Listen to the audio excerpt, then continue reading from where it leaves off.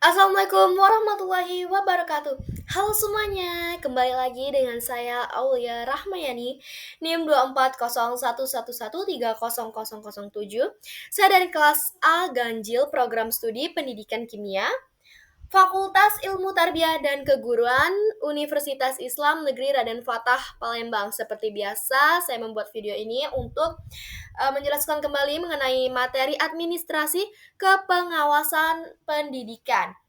Untuk memenuhi tugas pada mata kuliah administrasi dan supervisi pendidikan yang diampu oleh ibu dosen kita, Ibu Siti Marfuah MPD. Nah, teman-teman, berikut adalah pengertian dari administrasi pengawasan pendidikan, yaitu proses kegiatan yang dilakukan untuk memantau, menilai, membina pelaksanaan kegiatan agar berjalan sesuai dengan tujuan, standar, dan ketentuan yang telah ditetapkan. Adapun tujuannya yaitu untuk membimbing, mengarahkan, dan meningkatkan mutu proses dalam suatu lembaga pendidikan. Kita lanjut teman-teman, ini ada fungsi administrasi pengawasan pendidikan, kita bahas satu persatu. Pada poin pertama, ini pemantauan pelaksanaan pendidikan. Berarti kita mengamati dan mencatat bagaimana kegiatan pembelajaran, administrasi, serta manajemen lembaga pendidikan ini berjalan sehari-harinya. Contohnya, kepala sekolah tuh memantau pelaksanaan pembelajaran di kelas atau di kegiatan ekstrakurikuler. Nah, lanjut pada poin yang kedua, ini ada penilaian dan evaluasi. Nah, di sini kita menilai sejauh mana kegiatan pendidikan mencapai tujuan yang telah direncanakan.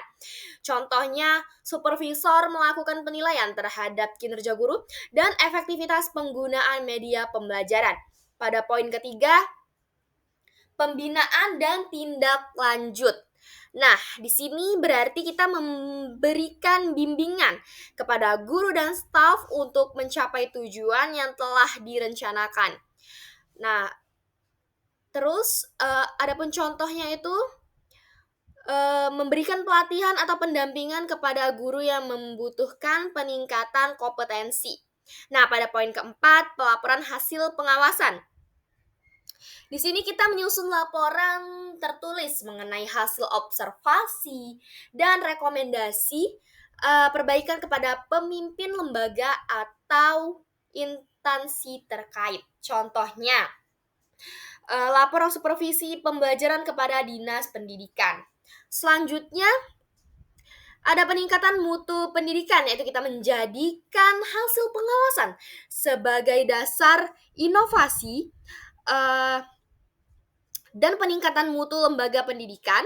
Contohnya perbaikan sistem evaluasi belajar dan peningkatan sarana pembelajaran berdasarkan hasil dari pengawasan. Nah, berikut ini ada contoh dari penerapan fungsi tadi di lembaga pendidikan formal, yaitu pada sekolah, madrasah, atau yang lainnya. Yang pertama itu kita pemantauan pelaksanaan pendidikan. Kita mengamati proses pembelajaran, administrasi, dan manajemen sekolah secara rutin. Contohnya pengawas sekolah itu memantau pembelajaran di kelas dan kegiatan ekstrakurikuler. Selanjutnya yang kedua ini ada penilaian evaluasi. Nah, di sini kita menilai pencapaian bertujuan untuk tujuan pembelajaran, ke kinerja guru, serta efektivitas perangkat pembelajaran. Contohnya, supervisor melakukan evaluasi penggunaan media ajar dan kualitas rancangan pembelajaran atau RPP. Selanjutnya di poin ketiga, pembinaan dan tindak lanjut. Memberikan bimbingan kepada guru dan staf sekolah untuk memperbaiki kelemahan yang ditemukan saat supervisi. Contohnya kita melakukan pelatihan peningkatan kompetensi guru dan atau kita juga bisa melakukan pendampingan dalam perbaikan metode mengajar. Nah, selanjutnya yang keempat ini ada pelaporan hasil pengawasan. Di sini menyusun laporan supervisi untuk disampaikan kepada pimpinan sekolah atau dinas pendidikan. Contohnya itu laporan supervisi kelas yang berisi temuan dan rekomendasi perbaikan. Pada poin terakhir itu peningkatan mutu pendidikan, yaitu kita menggunakan hasil supervisi sebagai dasar perbaikan proses pembelajaran dan manajemen sekolah. Contohnya yaitu perbaikan sistem evaluasi belajar atau pengadaan sarana pembelajaran yang baru. Nah, selain dari contoh penerapan di lingkungan lembaga pendidikan formal, ini ada juga contoh di lembaga non formalnya, misalnya di les private, bimbel, dan lain-lain. Yang poin pertama itu pemantauan pelaksanaan program. Kita tuh memantau jalannya pelatihan kurikulum, jadwal, dan manajemen lembaga secara berkelanjutan.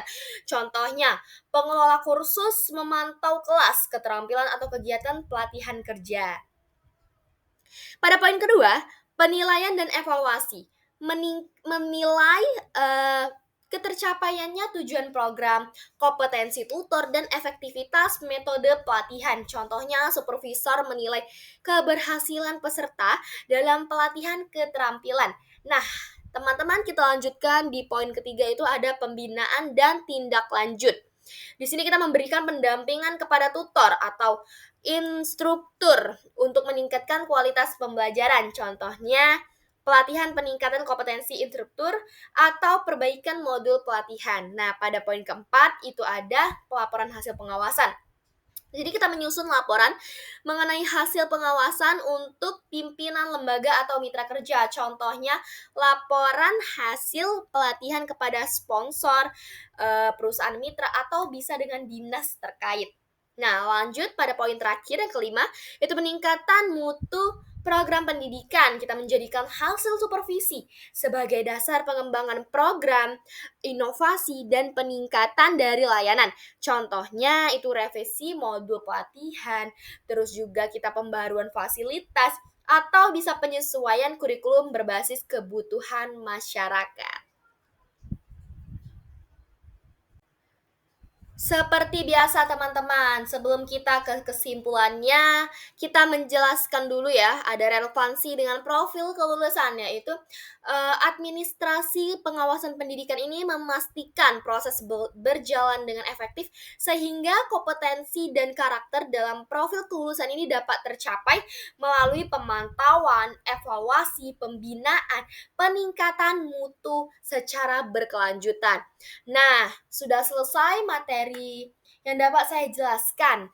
Dapat kita simpulkan pada materi kali ini yaitu administrasi pengawasan pendidikan adalah proses pemantauan, penilaian, pembinaan, dan evaluasi terhadap pelaksanaan pendidikan untuk memastikan berkelanjutan.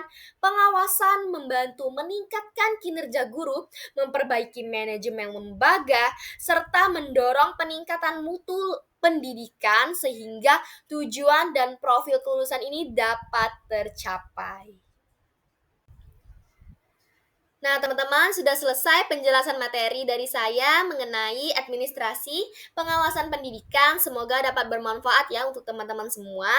Mohon maaf apabila masih banyak kesalahan atau kekurangan dari penjelasan saya. Kita ambil baiknya dan buang buruknya. Saya akhiri, wassalamualaikum warahmatullahi wabarakatuh.